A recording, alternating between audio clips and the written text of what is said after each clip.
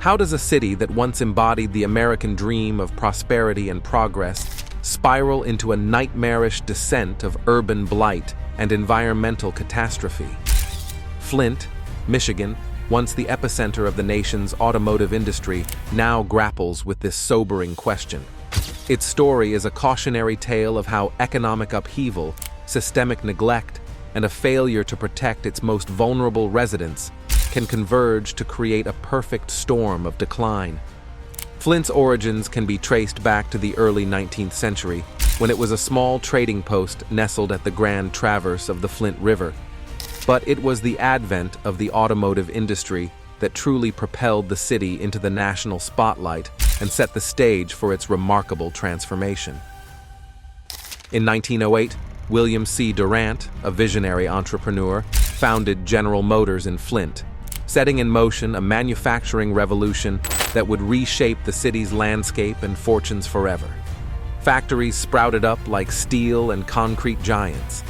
As the assembly lines churned out cars by the thousands, Flint became a magnet for workers seeking employment opportunities in the booming automotive sector. The city's population swelled rapidly, attracting individuals and families from across the nation who dreamed of securing their piece of the American dream. Flint's rise to prominence was fueled not only by its thriving manufacturing base, but also by the ingenuity and determination of its residents. The city witnessed pivotal moments in labor history, such as the sit-down strike of 1936, which played a critical role in establishing the United Auto Workers Union and shaping the rights of workers across the nation. During this turbulent period, auto workers at General Motors' Flint plants staged a daring sit-down strike, occupying the factories and demanding better working conditions and recognition of their union. The strike, which lasted 44 days, captured the attention of the nation and ultimately led to General Motors recognizing the UAW as the legitimate bargaining representative for its workers. The success of the sit-down strike was a watershed moment in Flint's history, solidifying the city's reputation as a crucible for workers' rights. It also underscored the unwavering spirit of Flint's residents, who were willing to risk everything to secure a better future for themselves and their families. Despite the challenges posed by labor unrest and economic fluctuations, Flint's automotive industry continued to soar, fueling the city's growth and prosperity. By the 1960s, Flint had reached the pinnacle of its success, boasting a population nearing 200,000 and a thriving economy that seemed unstoppable.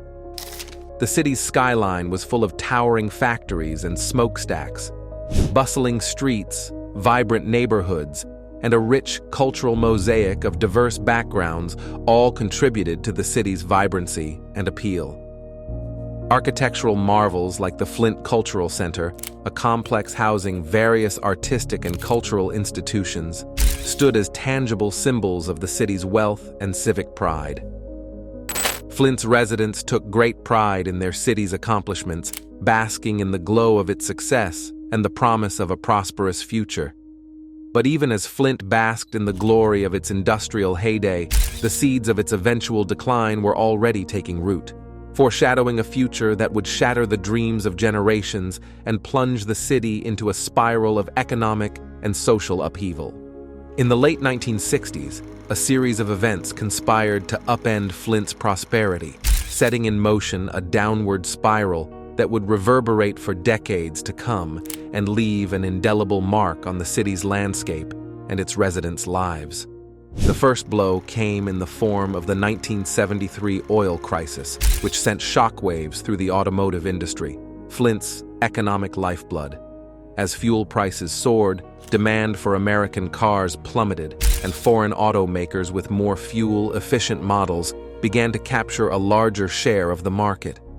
Faced with mounting challenges and dwindling sales, General Motors and other automakers were forced to implement restructuring measures, including downsizing their workforce and closing underperforming plants. Flint, with its heavy reliance on the automotive industry, was hit particularly hard by these changes. But the catalysts that propelled Flint's decline extended beyond just economic forces. The city's history is marred by a legacy of racism, discrimination, and political turmoil that further exacerbated the challenges it faced. In the 1920s, Flint's mayors found themselves targeted for recall efforts, with the Ku Klux Klan playing a prominent role in fomenting discord and division within the community. The KKK, fueled by a toxic blend of xenophobia and bigotry, targeted Mayor David R. Cuthbertson in 1924 for his appointment of a Catholic police chief. This pattern of racial and religious intolerance continued throughout the decades, with the KKK and other hate groups exploiting economic anxieties and social unrest to sow seeds of division and mistrust. As Flint's fortunes began to decline, these forces of hatred and bigotry only served to further fracture the community, eroding the sense of unity and shared purpose that had once been a source of strength. The city's political landscape was also marred by corruption and scandal. As the automotive industry contracted in the latter half of the 20th century, Flint found itself ill-equipped to adapt to the rapidly changing economic landscape. The city's heavy reliance on a single industry, coupled with its failure to diversify its economic base, left it increasingly vulnerable to the forces of deindustrialization. Thousands of jobs evaporated, leaving a trail of economic devastation in their wake and plunging countless families into financial uncertainty. The impact of these job losses rippled through Flint's communities, eroding the very fabric of the city's social and economic foundations.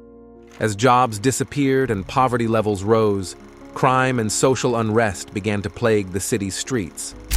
Flint earned the unwelcome distinction of being ranked among the most dangerous cities in the United States. Law enforcement officials, community leaders, and residents alike grappled with the complex interplay of factors contributing to the rise in crime, including economic despair, a lack of educational and employment opportunities, and the erosion of social support systems. But no challenge has cast a darker shadow over Flint than the water crisis that gripped the city from 2014 to 2019. What began as a misguided attempt to save money by switching the city's water supply from the Detroit system to the Flint River quickly spiraled into a public health emergency of staggering proportions. Within months of the switch, residents began to complain about the foul taste, smell, and discoloration of the water flowing from their taps. Despite repeated assurances from officials that the water was safe to drink, independent testing revealed a nightmarish truth. The water was contaminated with dangerously high levels of lead. The cause of this contamination was twofold. First, the Flint River water was not properly treated with anti-corrosive agents, allowing lead from the city's aging pipes to leach into the supply. Second, the decision to switch water sources had disrupted the protective coating that had formed inside the lead pipes, further exacerbating the contamination. As the crisis unfolded, the impact on Flint's residents, particularly its most vulnerable children, was nothing short of catastrophic. Lead exposure, even at relatively low levels, can have devastating and irreversible effects on cognitive development, behavior, and overall health. Harrowing stories emerged of children suffering from elevated lead levels.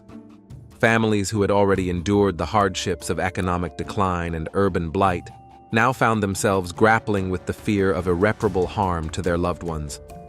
The water crisis also took a profound toll on the community's trust in its leaders and governing institutions.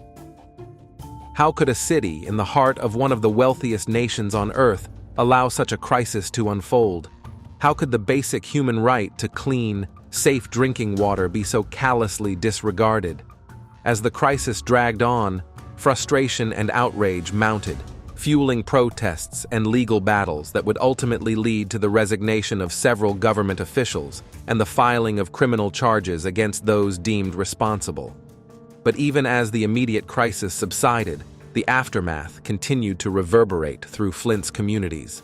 Families grappled with the long-term health implications of lead exposure, while the city's aging infrastructure remained a ticking time bomb, in dire need of comprehensive repair and modernization. In the years that followed, a massive effort was undertaken to replace Flint's lead service lines, a huge task that required excavating and inspecting over 27,000 water connections. By 2021, more than 10,000 lead pipes had been replaced with modern, safe copper lines, but the process was painstaking, and the legacy of distrust remained.